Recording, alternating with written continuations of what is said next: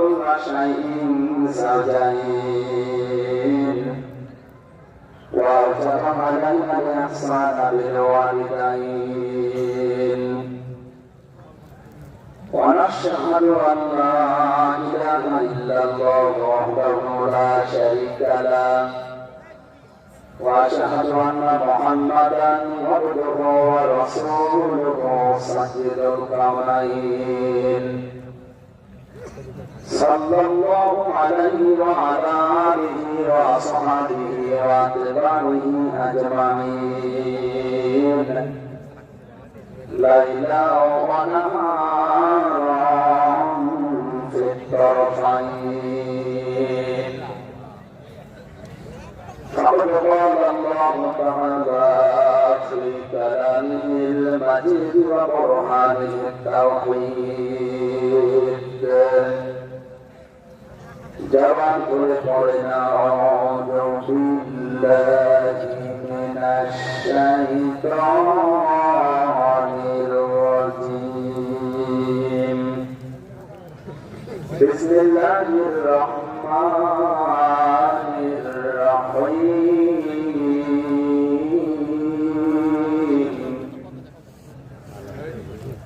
محمد رسول الله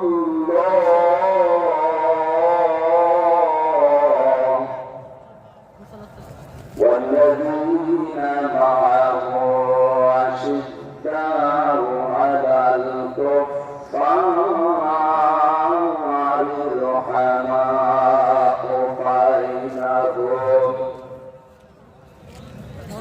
رحماء بينهم تراهم ركعا سجدا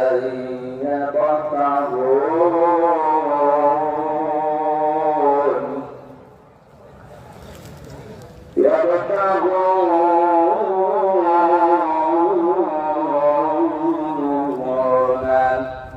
فضلا من الله ورضوانا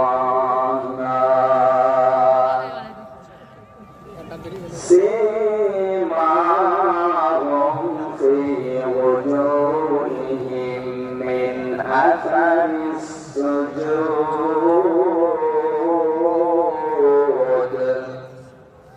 ذلك مثلهم في التوراة ومثلهم في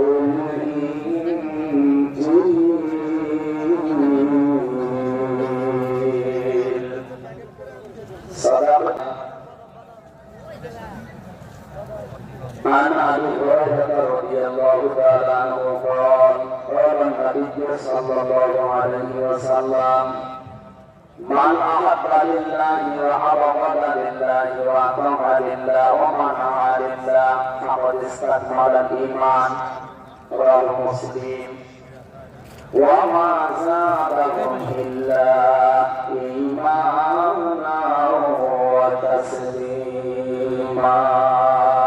اللهم صل على محمد وآله وصحبه وبارك وسلم اللهم صل على محمد وآله وصحبه وبارك وسلم اللهم صل على محمد وآله وصحبه وبارك وسلم আলহামদুলিল্লাহ বাংলাদেশের ঐতিহ্যবাহী জেলা যশোর আদিন সফিনা মেডিকেল কলেজ প্রাঙ্গণে পড়ে হাট যশোর 3 দিন ব্যাপী ঐতিহাসিক তাফসীরুল কোরআন মাহফিলের দ্বিতীয় রজনীর সনাতন সভাপতি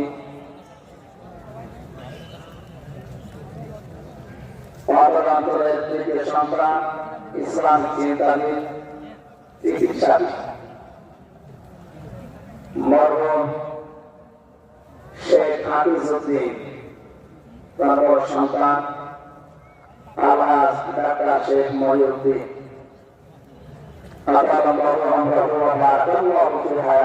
বলেন আমিন। এতক্ষণ যিনি কথা বললেন ইসলাম চিন্তাবিদ মুফাসসির কোরআন ইসলাম মাদানী দামাত বারকাতুহুল আলিয়া আগামীকাল যিনি আসবেন বিশ্বনন্দিত মুফাসসির কোরআন ইসলামিক চিন্তাবিদ বাংলাদেশের জ্যোতি সন্তান ডক্টর মিজানুর রহমান আজহারি দামাত বারকাতুহুল আলিয়া আগামীকাল আসবেন আলেমদের মাথা তাজ ইসলামিক চিন্তাবিদ মুফাসসির কোরআন জনাব শাইখ আহমদুল্লাহ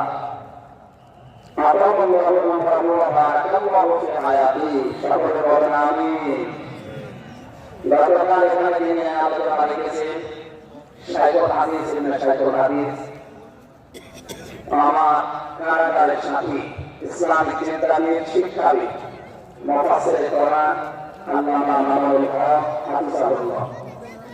গতকাল আলোচনা লিখেছেন শ্রদ্ধাভাজন বড় ভাই মুফাসসির কোরআন আব্দুল হাই মোহাম্মদ সাইফুল্লাহ সকলে বলেন আমিন। মঞ্চের গানে মালে যারা আছেন সম্মানিত ব্যক্তিবর্গ, সঙ্গে বসা মুসলমান ভাইরা, পর্দার আড়ালের সম্মানিতা মা এবং বোনেরা, প্রশাসনের ভাইরা, প্রাণ প্রিয় যশোরবাসী, আমি প্রথমে দোয়া করছি মহারব্বুল ইজ্জত ওয়াল জালালের দরবারে মরহুম শেখ আকিজউদ্দিন তার একজন সন্তান এই দুনিয়া থেকে বিদায় নিয়েছে। এর মাঝে যিনি এককভাবে বাস্তবায়ন করতে করুণা আমাদের ভেতরে নেই আলহাজ শেখ মোমিন উদ্দিন, আল্লাহ রাব্বুল আলামিন তার কবরটাকে যেন জান্নাতুল ফেরদাউস বানিয়ে দেন, বলেন আমিন। দল মত জাতি বর্ণ ধর্ম এসেছে কোরআন কারীম শোনার জন্য যারা এই ময়দানে ছুটে এসেছে রাতের বেলা, আমরা খুশি প্রকাশ করার জন্য বলছি আলহামদুলিল্লাহ।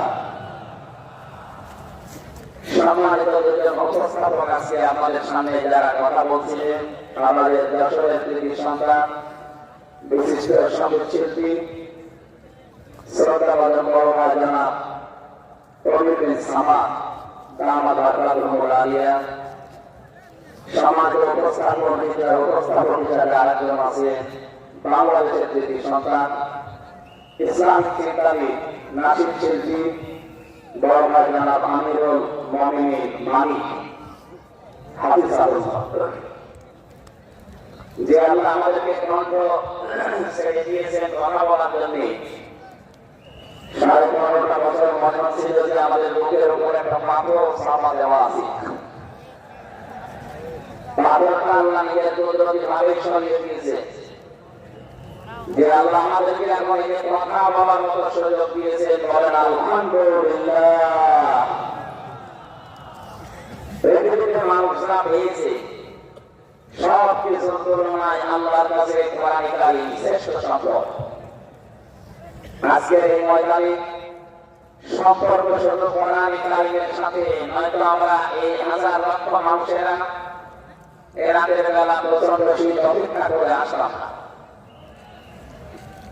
শুধুমাত্র শেখ মহিউদ্দিন সাহেব ডাক দিলে আমরা আসলাম, বিষয়টা এমন না। এখানে সম্পর্ক, এই সম্পর্কের সাথে কোরআন। এখানে যারা স্বেচ্ছাসেবকের দায়িত্বে আছেন, আমি তাদেরকে ওয়েলকাম জানাচ্ছি, ধন্যবাদ জানাচ্ছি। তাদের এই কষ্ট, তাদের শ্রম আল্লাহ রাব্বুল আলামিন যেন জান্নাতে যাওয়ার মাটি বানিয়ে দেন, বলেন আমিন। কোরআন কারীমে রাব্বুল আলামিন বলেন কুল বিফাদলিল্লাহি ওয়া বিরহমাতিহি ফাবিযালিকা ফালিয়াফরাহু হুয়া খায়রুম মিম্মা ইয়াজমাউন, বলেন আল্লাহু আকবার। আল্লাহ পাক বলেন নবী আপনি বলুন তাম পৃথিবী চাপে চাপে আনন্দে আছে, যাকে এই করে যায় শীত করে যাওয়ার করে আমি আল্লাহর কাছে কোরআন কারীম শ্রেষ্ঠ সম্পদ। সুতরাং কোরআন যারা পেয়েছে তারা যেন আনন্দ করে। আজকে খুলনা বিভাগের মানুষগুলো খুলনা বিভাগ সহ বাংলার অন্যান্য বিভাগ থেকেও মানুষের আজকে এসেছে। কোরআন কারীম সত্যিকার শোনার জন্য, বোঝার জন্য এসেছি। এটা পুরা এখন ইবাদত চলছে। আমরা খুশি, দুনিয়ার সব কিছুর তুলনায় আজকে বলেন আলহামদুলিল্লাহ। প্রান্তীয় শ্রোতা মণ্ডলী, কোরআনের শ্রোতা যারা আমরা এখানে বসে আছি, এর আগে যারা দুনিয়ায় কোরআন কারীম শুনেছে, কিয়ামত পর্যন্ত যারা শুনবে, কোরআন কারীম এই শ্রোতাকে 3 ভাগে বিভক্ত করে দিয়েছে। এখানে ওই 3 প্রকার মানুষ আছে, কিয়ামত পর্যন্ত তারা থাকে।